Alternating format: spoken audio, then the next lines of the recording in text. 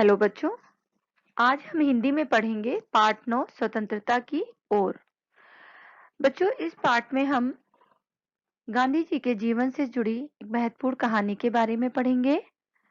तो आइए चलते हैं अपने पाठ की ओर। लेकिन उससे पहले मैं आपको कुछ बताऊंगी कि स्वतंत्रता। बच्चों, स्वतंत्रता का क्या अर्थ होता है? स्वतंत्रता का अर्थ होता है आजादी। आपको पता है, हमारा देश वर्षों से अंग्रेजों का गुलाम रहा था।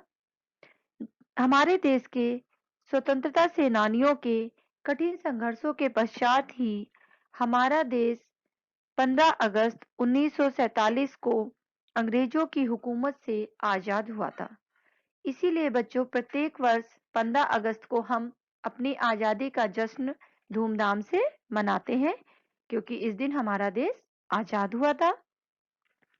हमारे देश के महान स्वतंत्रता सेनानियों में महात्मा गांधी जी एक थे, जिन्हें प्यार से हम बापू कहकर बुलाते हैं।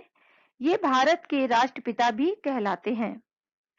देश की आजादी के लिए महात्मा गांधी जी ने बहुत से आंदोलन किए थे, जिनमें से आज हम उनके जीवन से जुड़ी एक रोचक कहानी के विषय में पढ़ेंगे। ये कहानी धनी नामक बालक की और गांधी जी के बीच हुई वार्तालाप के विषय में है। कि धनी को पता चलता है कि आश्रम में कोई योजना बन रही है, लेकिन उसे उस योजना के विषय में नहीं पता होता है। तो इस वीडियो में हम देखेंगे कि किस प्रकार धनी उस योजना का पता लगाता है और फिर आगे आगे क्या होता है। तो बच्चों, आप वीडियो को ध्यान से देखेंगे और अपने पाठ को के अर्थ को ध्यानपूर्वक समझने की कोशिश करेंगे। और वीडियो के अंत में मैंने पाठ का सारांश भी बताया है, तो इसीलिए आप ध्यानपूर्वक सुनेंगे। ठीक है, चलते हैं अपने वीडियो की तरफ बच्चों। धनी को पता था कि आश्रम में कोई बड़ी योजना बन रही है, पर उसे कोई कुछ न बताता। वे सब समझते हैं कि मैं 9 साल का हूँ, इसलिए मैं बुद्धू हूँ, पर मैं बुद्धू नहीं हूँ। धनी मन ही मन बड़बड़ाया। धनी और उसके माता पिता बड़ी खास जगह में रहते थे, अहमदाबाद के पास, महात्मा गांधी के साबरमती आश्रम में।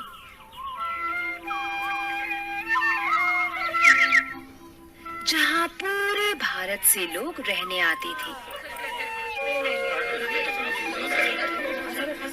गांधी जी की तरह वे सब भी भारत की स्वतंत्रता के लिए लड़ रहे थे। जब वे आश्रम में ठहरते तो चरखों पर खादी का सूत काटते, भजन गाते, पति राघव राजा राम पतित पावन सीताराम, और गांधी जी की बातें सुनते।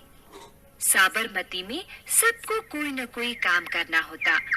खाना पकाना, बर्तन धोना, कपड़े धोना, कुएं से पानी लाना, गाय और बकरियों का दूध दुहना और सब्जी उगाना। धनी का काम था बिन्नी की देखभाल करना। बिन्नी आश्रम की एक बकरी थी।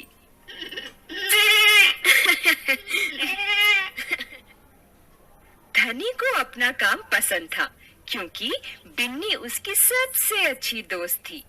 धनी को उससे बातें करना अच्छा लगता था। उस दिन सुबह धनी बिन्नी को हरी घास खिलाकर उसके बर्तन में पानी डालते हुए बोला, कोई बात जरूर है बिन्नी, वे सब गांधी जी के कमरे में बैठकर बातें करते हैं।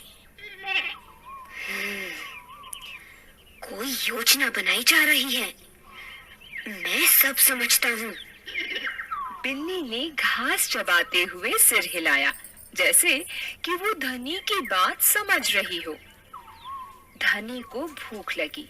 कूदती फांदती बिन्नी को लेकर वो रसोई घर की तरफ चला।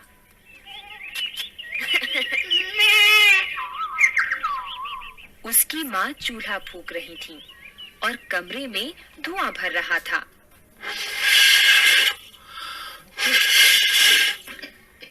अम्मा, क्या गांधी जी कहीं जा रही हैं? उसने पूछा। खांसते हुए माँ बोली, वे सब यात्रा पर जा रहे हैं। यात्रा? कहाँ जा रही हैं? धनी ने सवाल किया। समुद्र के पास कहीं। अब सवाल पूछना बंद करो और जाओ यहाँ से धनी। अम्मा जरा गुस्से से बोली, पहले मुझे खाना पकाने दो।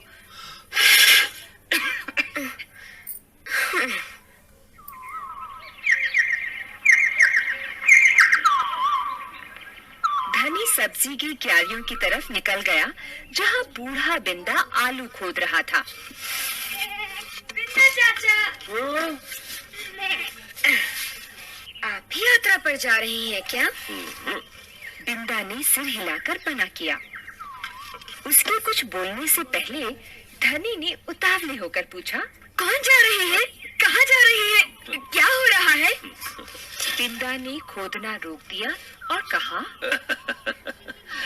तुम्हारे सब सवालों के जवाब दूंगा, पर पहले इस बकरी को बांधो। मेरा सारा पालक चबा रही है।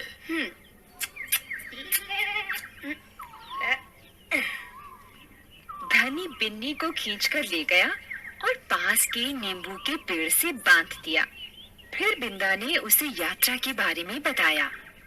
गांधी जी और उनके कुछ साथी गुजरात में पैदल चलते हुए दांडी नाम की जगह पर समुद्र के पास पहुंचेंगे।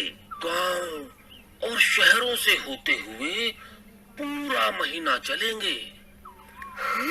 दांडी पहुंचकर वे नमक बनाएंगे। नमक? नमक क्यों बनाएंगे? वो तो किसी भी दुकान से खरीदा जा सकता है। हाँ, मुझे मालूम है। बिंदा हंसा। पर महात्मा जी की एक योजना है। ये तो तुम्हें पता ही है कि वो किसी बात के विरोध में ही यात्रा करते हैं या जुलूस निकालते हैं, है ना? हाँ, बिल्कुल सही।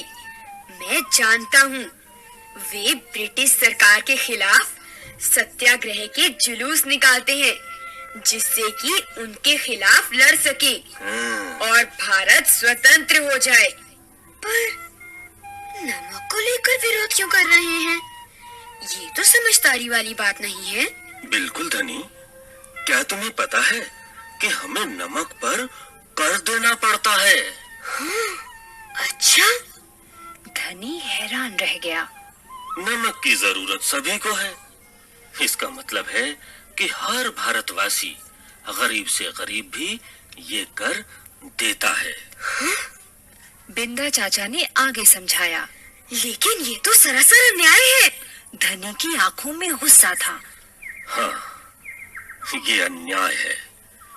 इतना ही नहीं, भारतीय लोगों को नमक बनाने की मनाही है। हाँ, महात्मा जी ने ब्रिटिश सरकार को कर हटाने को कहा, पर उन्होंने ये बात ठुकरा दी।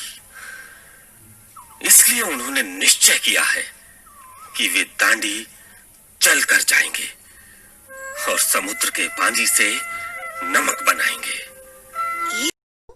कहानी आपको अच्छी लगी होगी। इसकी आगे की कहानी हम कल देखेंगे कि गांधी जी किस प्रकार दांडी यात्रा पे जाते हैं और धनी नाम के बालक ने गांधी जी से क्या जिद की और गांधी जी ने धनी को किस प्रकार समझाया। आज का गृह कार्य है बच्चों, आपको इस पाठ में आए हुए कठिन शब्दों को आपको अपनी कॉपी में लिखना है। पहला शब्द है आश्रम, बुद्धू, क्यारियों, स्वतंत्रता, जुलूस, सत्याग्रह, अन्याय, ब्रिटिश, रिपोर्ट, अक्लमंद, गौशाला। सभी शब्दों को आप ध्यानपूर्वक लिखेंगे।